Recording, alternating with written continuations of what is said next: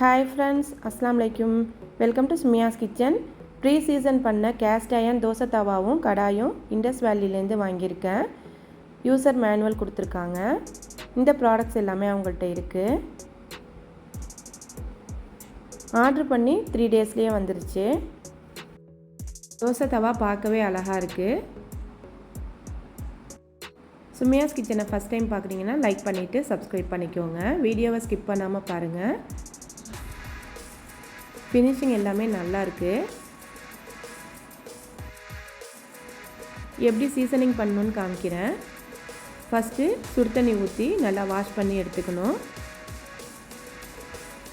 Dishwashing liquid ஊற்றி scrub பண்ணி எடுத்துக்கோங்க.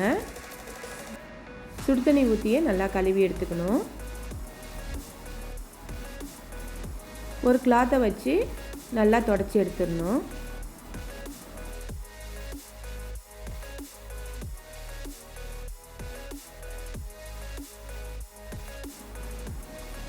அடுப்பில் வச்சு நல்லா சூடு பண்ணணும்.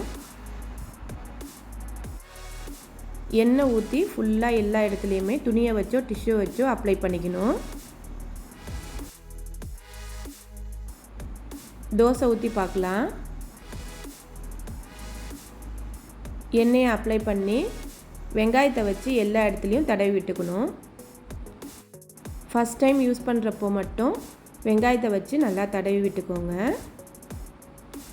அடுத்தடுத்து தோசைலாம் ஊற்றுனா தேவையில்லை. இப்போ தோசை ஊற்றி பார்க்கலாம்.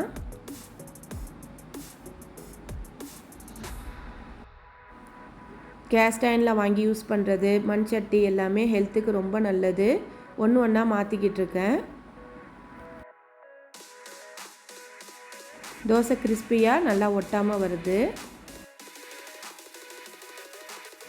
தோசை தவாவும் கடாயும் ரெண்டுமே நல்லாயிருக்கு.